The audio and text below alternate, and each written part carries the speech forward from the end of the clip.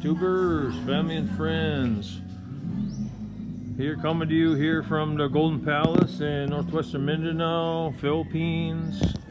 My name is Edward. We got karaoke going here because it's one of my brother-in-law's birthday today, February 5th, 2025. And I just wanted to do a short video because another U.S. citizen was murdered in the Philippines, in Mindanao. That's where I live, northwestern Mindanao. Well, this one happened in the far eastern part of Mindanao, and usually there's not much there as far as dangerous stuff that happens that I've ever heard of before. But you know, the story was that he was at an ATM getting money, and motorcycle came by, shot him, grabbed the bag from his Filipina partner. Now I don't know if they just said partner, so I don't, why would they say partner if it wasn't his wife? Or maybe it was just a girlfriend, or maybe acquaintance, or maybe there was something nefarious going on. And everyone's calling it a robbery, a murder robbery, because he had 50,000 pesos in his satchel that they robbed from her. It sounds like there's way more to the story, which there usually always is. So all these stories are basically rumors that are coming out, just what's on the surface of what happened. Yes, you should be very, very cautious when getting large amounts of money, especially in Mindanao. There's a lot of poor people, but almost every area of the Philippines there's super poor people. And 9 times out of 10, any murders that are happening with foreigners in the Philippines is that there was a serious disrespect that happened with the foreigner to a Filipino. And as far as, and majority of those murders happen because of land disputes, like neighbors fighting about land, property, blah, blah, blah. Sometimes in business dealings, and a lot of times if that foreigner is messing around with Filipinas that are married, or former girlfriends of gang members, or that's what happened to the one with Elliot last October.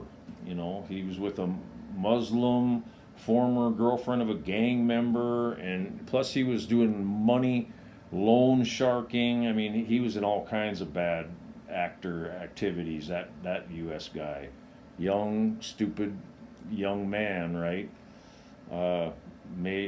He rest in peace, but he was just mixed up in the wrong stuff and didn't understand really what consequences are in the Philippines of that kind of stuff, guys. So this guy here was 56 years old, from the U.S., I think actually the same state as Elliot was from, but don't quote me on that. A lot of the details are just coming out, so all I can say is always be cautious, always be careful, always have a protection, always be aware of your surroundings. A lot of people are injured or killed in the Philippines just from, them standing on the road and a motorcycle or a truck comes by and kills them. That happens all the time, guys. You need to stay off the roads. And I drive all over the Philippines. I mean, I've driven all over the Mindanao pretty much. I haven't driven to that area where this guy was just killed, though. That's the far eastern side. I've been Iligan City, at CDO, up in the north. I've been to in Iligan City's on the west, northwest, and then I'm Dipolog City areas where I live, and then I've been all the way down to Davao on the southern part of Mindanao. I've been all over, and a lot of Muslim areas, everything. I've never had a problem. Why? Because I was cautious. I kept to myself. I didn't stop and flash myself around so-called possible dangerous areas. You never get money from an ATM. I don't care how safe you think you are. Don't way too many eyes on you at an ATM.